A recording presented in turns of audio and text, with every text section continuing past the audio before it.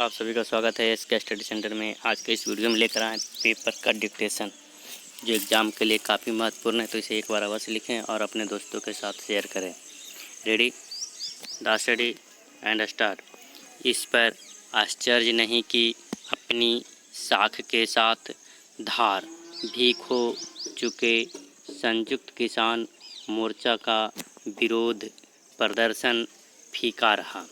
इस विरोध प्रदर्शन के दौरान लहराए गए काले झंडे वस्तुतः किसान संगठनों का ही मुंह चिढ़ाते दिखे।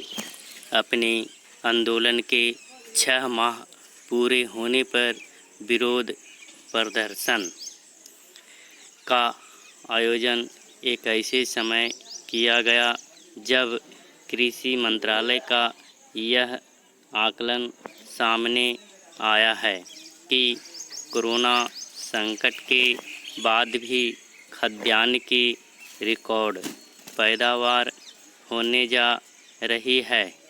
निसंदेह इसके पीछे अच्छे मानसून और किसानों की लगन की भूमिका है, लेकिन इसी के साथ खेती को सक्षम बनाने के लिए केंद्र सरकार के विभिन्न उपायों का भी योगदान है।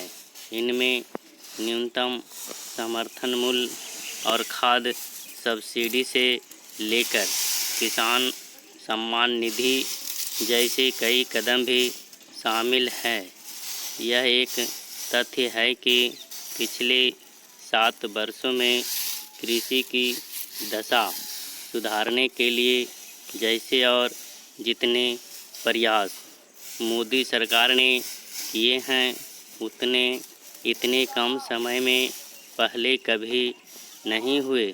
इस सरकार ने हाल में कृषि उपज की खरीद का पैसा सीधे किसानों के खाते में भेजने का जो काम शुरू किया, उससे बिचौलियों को भले मायूस होना पड़ रहा है, लेकिन इसमें संदेह नहीं कि किसान लाभान्वित हो रहे हैं।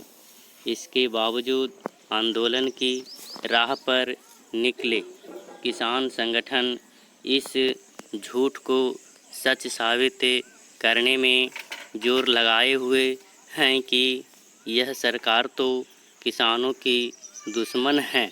पैरा आंदोलनरत किसान संगठनों और उन्हें हवा दे रहे राजनीतिक दलों को यह समझ आ जाए तो बेहतर कि झूठ के पैर नहीं होते और निराधार आरोपों के सहारे किसी को बहुत समय तक बरगलाया नहीं जा सकता। यदि किसान संगठनों को किसानों की भीड़ जुटाने में मुश्किल पेश आ रही है, तो इसका कारण केवल कोरोना नहीं बल्कि यह भी है कि आम किसानों को उनकी सच्चाई समझ आ गई है।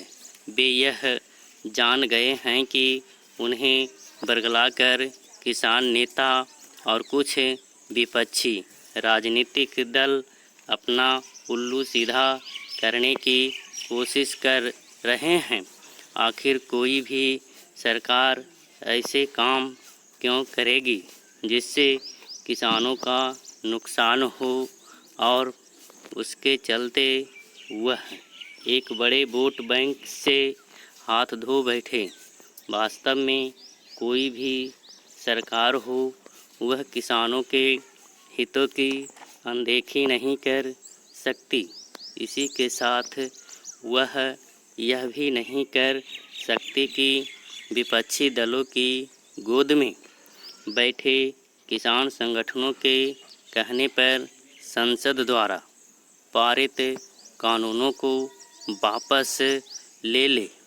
दुर्भाग्य से इस कोरोना काल में सड़क पर बैठे किसान संगठन यही जिद पकड़े हुए हैं, और वह भी तब जब सुप्रीम कोर्ट भी ऐसे किसी नतीजे पर नहीं पहुंचा है कि नए कृषि कानून किसानों के लिए अहितकारी हैं।